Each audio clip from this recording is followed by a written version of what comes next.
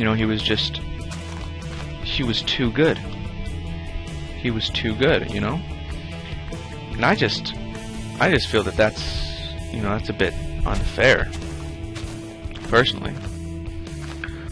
It's like, well, he was so good at that, so why not give him a chance to go on to do other great things? And so I tell Tom this, you know, why not have him star in one of the Smallvilles? And he says to me, he's like 100 years old. And no disrespect to Henry Winkler or anything, because that guy is, you know, the perfect Fonz, you know, a legend. But, you know, Tom Welling says to me, he's like 100 years old. What am I supposed to have him do? And I says, well, he could be your grandfather. And he's like, well, I guess, but like, you know, Clark Kent never really had a grandfather in the comics. And I'm like, please, there's so much stuff that doesn't go along with the comics that you can't even call it, you know, Smallville. Plus, they didn't even have enough rights to ever call Superman what he actually was. What does the S stand for? You know, like Super Savior or whatever, like Super Guy. And so I thought that was, you know, a little stupid. I mean, they're making this whole show dedicated to like the early life of you know, Smallville and Clark Kent, and they can't even call him what he really is, Superman. So I was like, well, that's just not right, you know. It's not right. It's not how it should be. You know, if you're gonna, you gotta call him. Ooh, another apple. You gotta call him by his name. And so of course I tell him this, and he's like, I totally agree, man, but it's so ridiculous. It doesn't work. And I say, well, you should get it to work then. And so we kind of move some things around, and you know, it doesn't work out in the end. And it's like, well, that's a shame. But speaking of Henry Winkler, he's in that movie that just came out, Here Comes the Boom, about a guy who wrestles. Spoiler alert, by the way. I will tell you how the movie ends. About this guy who works as a teacher, and he's been working as a teacher for like 10 years, and he's late almost every day now. You know, he hates being a teacher now because of just the school is just so retarded about how they do things. And so it's like he doesn't want to be a part of that. And so he just kind of, you know, shows up late, does whatever. And so he goes on, and then they have a meeting, and they say, well, basically we're out of money. And so we're gonna have to cut some of the electives, like speech and debate,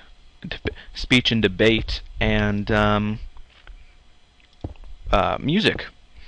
And the music teacher was, guess who? Henry Winkler.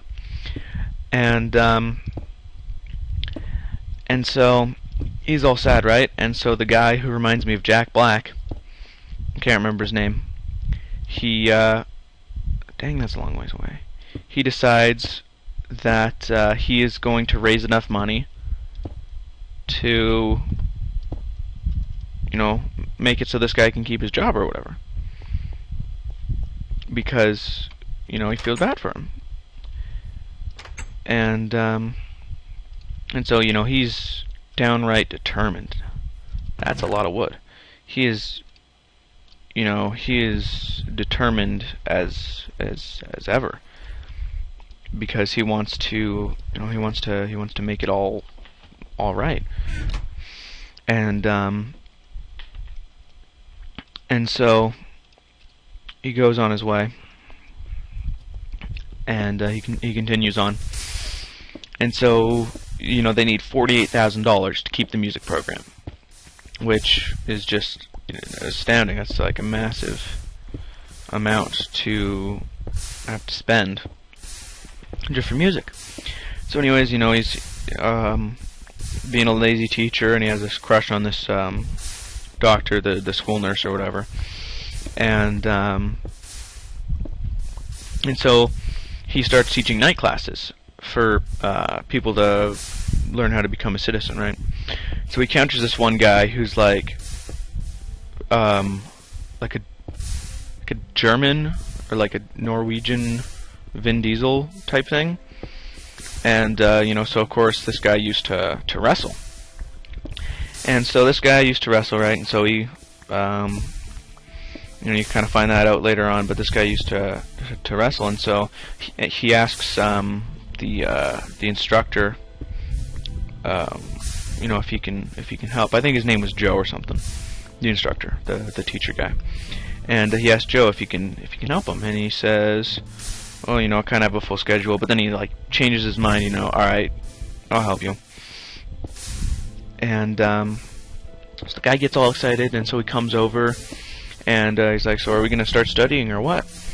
And the guy says, "Well, first let's, you know, finish watching the UFC." And he sees all these pictures on the walls of how the Vin Diesel guy used to be a boxer in that, and so he says, "Well, you know, can you teach me how to fight?" And he says, "Well, I can can get you a fight." And he's like, "What, with no training?" And the guy's like, "Yeah, you gotta start somewhere. I need to see what you're made of." And so, of course, he loses terribly and like vomits all over the person. Actually, no. The first one he lost, the third or fourth battle, he won just by like a lucky shot, and then he vomited all over the person because he had like bad applesauce or something. Because the Fonz made homemade applesauce, and it was sitting in the back of his car for like ages. And but anyway, so he goes through all these fights, and he's starting to change, and he begins to become like a better teacher and more involved and all this, and so he decides, you know, well, I'm gonna, you know, I have to get to the big leagues, because if you want to fight, you know, because if the little fights, if you lose, you get like $3 grand or something, and if you win, you get like 10. But for the big one, the UFC or whatever it is, you get 50 if you win and 10 if you lose. And so he had like $48,000 or something ridiculous, all saved up from all these fights he had done. And so he needed 10 more. So he was going to go to because, you know, someone asked him, one of the people from the USC asked him if he wanted to fight there. And so he agrees. And so he was just planning on losing. And he was going up Kenny the Enforcer or something. And so he's going on. And then they find out later that the vice principal is embezzling all this money. So he takes like all 48 G's that the guy had saved up, because he had kept giving it to the vice principal and saying, you know, here, look at all this money we made. And so now they need 48 grand, and they're back to square one. They have zero. And so of course, you know, the climax of the story or whatever, you know, everybody's getting, you know, all worried and all that, and dang, look at all those guys.